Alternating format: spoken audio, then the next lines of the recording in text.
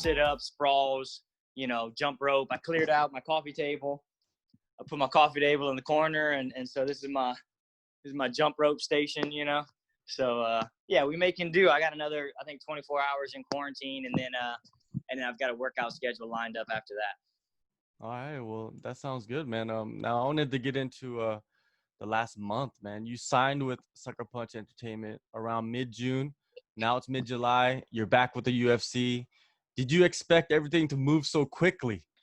So I re-signed with Sucker Okay, Punch in recent. June. So I was with Sucker Punch since the start of my my comeback. After I lost in the UFC, I fought Chris Gutierrez, and I broke my leg in the beginning of that fight. So I lost 3 fights in a row, and then I took 2 years off to recover from my leg break. And then I signed with Sucker Punch when I was sure that I was going to be able to come back and fight. And in the last month, I wasn't working directly with Brian Butler, the head, you know, the face you see of Sucker Punch.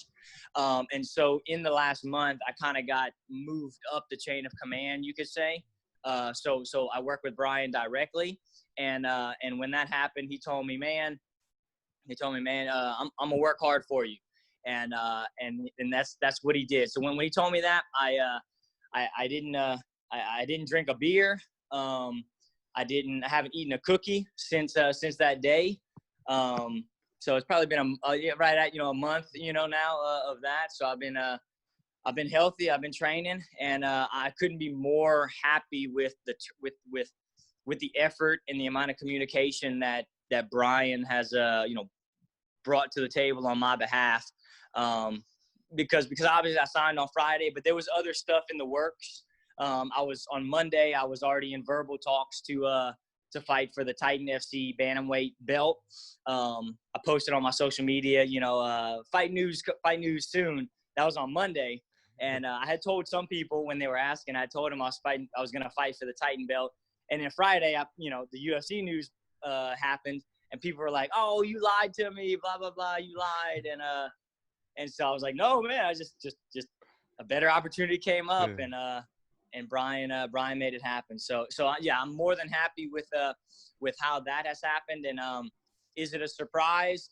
Well, it all happened fast, but I had a gut feeling over the last month. So I have been training. I am not coming off the couch by any means. Some fighters, they said that, you know, they were ready. Like you've been training, you were ready. Did you have your blood work done and all that stuff, or did you have to do that right when you know, last week when they told you everything was going through?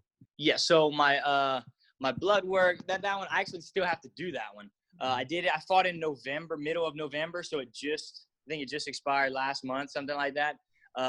So whenever I was going to do it Friday, it would have taken 3 to 5 days to come in. So I'm going to do it as soon as we get out of quarantine. I have a schedule to go do that. I did my MRIs. I did my eye exams. I had physicals already lined up, you know, or already taken care of, but just my blood work had lapsed for about a few weeks.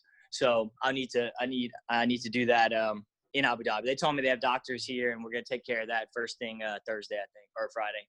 So you were in Vegas. So all the news that's going around while you were in quarantine over there, were you trying to kind of tripping out a little bit? Like, man, all these people are tested positive with the coronavirus, and man, was I ever exposed to anybody? Did you ever think that? I was nervous, you know, just because the reason that I got in, outside of, you know, winning fights and being ready, was because my opponent's, Jack Shore's opponent, got COVID and you know, was removed from the card. And then it was like, okay, well, here's an opportunity for me. And then Gilbert Burns, you know, gets removed, and then a couple of these other guys, and it's like, yeah, man, like, of course, I was relieved, obviously, to I mean, I wasn't feeling sick, but it's like, you just never know, I guess. So yeah, I was relieved that everything. I've taken 3 tests and everything's been all clear, so it's all good. Great to hear, man. Your first stint in the UFC, 2014, you had 2 fights. what did you take away from that experience of being in the UFC at that age? Yeah, so I was 24, right about Jack Shore's age, actually. I was a little raw, a little more raw in my jiu-jitsu, in all my training, obviously. I lost 2 decisions, a couple things I could have done a little bit differently, and just more sharp technique, and I probably would have done a lot better. But since that time, I have improved a lot of holes in my game. One thing that I've learned is to relax a little bit during fight week. I remember both times when I went to Vegas and I fought in Oklahoma. I was real like business only. This is a business trip, and you get real stiff for a long period of time. And so I am enjoying the process right now. Like, there's some outside of my window, they have the Formula race cars or whatever going on. So it's like, that's fun. Maybe I'll go race a car or something when they let me out of quarantine. So I will relax, but I do have a schedule, a training schedule. I talked to Dustin Poirier before. I called him when I had the news, because obviously he's fought in Abu Dhabi before, and we go way back like 12 years. We're obviously I'm from Lafayette, so he just said, no need to make it bigger than what it is. It's just one fight. He's one guy in front of you. That's the only guy that matters, the guy in front of you. And but to take in the experience and to enjoy it as best I can. And that's what I'm doing. So I for one, I'm just way better now. Everybody says that, right? I'm just way better now than I was in 2014. But also I'm a little bit more relaxed during fight week. And maybe that comes from just confidence, from knowing my skill set has improved. Right now, I believe it's 3 a.m. in Abu Dhabi, and It's should 4:15. be around. Oh, 4:15. You should be fighting around this time. Have they told you like exactly when you could be fighting? What time? Yeah, well, I know I'm pretty sure I'm the first fight on the card. Mm-hmm. It's gonna be first or second, right? And I believe that fight's at 2 a.m. Okay. Yeah, well, I haven't gotten the official word, but it's gonna be either like 2 or 3 a.m. Something like that. So that's why it is 4:15 in the morning, and I have started a workout. I mean, I started around 3 o'clock, maybe 2:45. But I'm just hanging out with some of my guys, like I told you. So I think I did an hour-long workout from 2:45 to 3:45, and I'm just kind of hanging loose, chatting with people and stuff. So I'm doing my best to stay up until about 7 a.m. over here, and that way I can sleep late in the day. And just I'm on American time right now, and I want to stay on American time. I guess that's the struggle for everybody, when they're up and they look out the window and it's dark like it is right now, and they're like, man, maybe I should be sleeping right now. Does your brain tell you that? Absolutely. Absolutely. Yeah. And the opposite, when I woke up at I need, I've been drinking so much that I wake up to use the restroom, and I get up and even though you have the window shut, there's light coming in. So it's like, well, my body feels like getting up, but you got to make yourself get back in bed and rest some more. So, yeah, that part's interesting, but I'm not the only one that has to. Yeah, I don't need to pretend like I'm the only one that has these, extenuating circumstances and all that kind of stuff. Like, all things considered, man, my weight is good. I'm honestly 9 to 10 pounds out right now. So I have no complaints about the flight, about the weight cut. I have no complaints, Jack Shore, you mentioned him earlier, your opponent. He's about the same age you were when you were in your first stint with the UFC. There's lots of time for you sitting around. Have you been watching film on him? And if you have, what do you think about his skill set? Yeah, I definitely have watched film on him. There's a lot of it because he fought for Cage Warriors a lot, and that's on Fight Pass. So he fought for the belt, defended the belt multiple times. He's undefeated as an amateur, as a professional. So and he's a young stud, So I think he's talented. I think he's resilient. I think he's got a strong takedown and a top jiu-jitsu game, and he's a back taking artist. He likes to finish with the rear naked choke, obviously. And so, yeah, I mean, there's a lot of danger to him. I think on the feet, I'm a problem for anybody, anybody. So, yeah, I think I got his number. I think I crack him. I think I crack him a little bit. And I mean, he's a Brazilian Jiu-Jitsu black belt. And, I am as well. So we will put that to the test if it comes down to that. But I will say, maybe those 5 years that I had mentioned, since my last 6 years now, since my last UFC fight, I'm older, and hopefully that makes me somewhat wiser. And I think I will be able to draw on some of that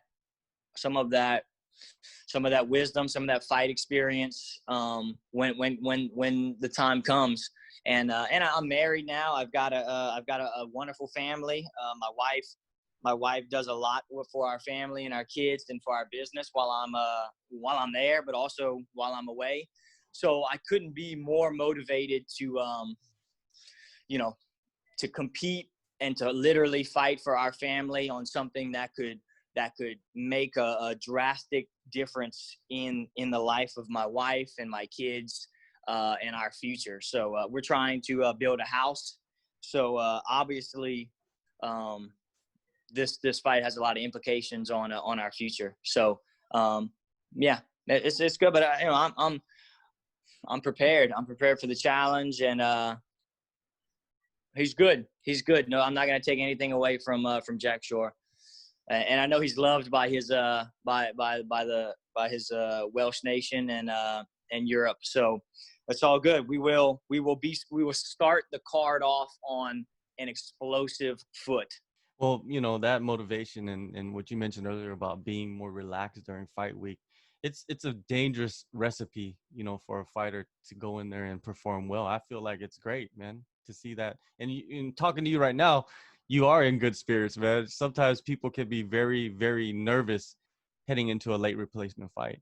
Yeah, I think a couple people have told me, it's like a no lose for me, like, oh, you're it's a last notice fight, so like, kind of like there's a built-in excuse if something happens or if I don't perform at the best of my ability, or something like that. But it's like, I've had a chip on my shoulder for the last 6 years since my UFC, since I was out of my last UFC contract. And I told my wife that I would get here again one day, and she believed me and followed me everywhere we went, supported me for early morning workouts, late night workouts, helping me do what I needed to do.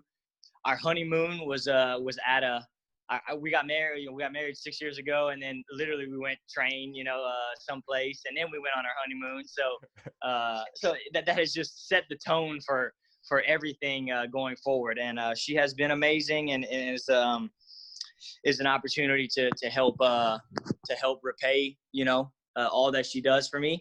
But it is a chip on my shoulder, as in, like, I went 0-2 in the UFC, and I believe I am better than that. And I told my wife I am, and again, she believed, and a lot of people believe in me. I mentioned I have my accountant with me. I don't know if you saw that part, but yeah. He is next my question. accountant. That was the next question? Okay. Yeah. What were you going to ask? Is I was going to ask, how much of an impact is your accountant going to have in the corner in this fight? Yeah, well, hopefully on my bottom line, he makes the most impact. But no, he is 100% my accountant, no doubt about it. We got our I think July 15th is the date, right? So we send in our stuff. But he's also my business partner at Head Kicks Mixed Martial Arts. It's our academy that we own, my wife and I, as well as my partner, my accountant. His name is Kurt P. Arsenal, CPA. Get it? So we've been knowing each other for over 12 years now, and he's a purple belt in jiu-jitsu. He's not like a UFC caliber coach, nor does he claim to be. But he is a guy that has been in my corner for not just in the ring, but also like like 6 years ago, he told me, 5 years ago now, yes, we've been open. He told me if I wanted to make a life out of, martial arts and a career out of it, then he would go all in with me on it. And that's what he has literally put his money behind me and his belief in me, and invested in me in our academy. And we have reached an amount of success in both the academy and in my martial arts career. So this is definitely not just me, but yeah, my accountant is here. He's my business partner. He's a business owner and several things, but he has set those things aside for this trip to Abu Dhabi, and I believe it is a once in a lifetime kind of a whole situation, right? So yeah, he's here. And what was your original question? What's his impact going to be?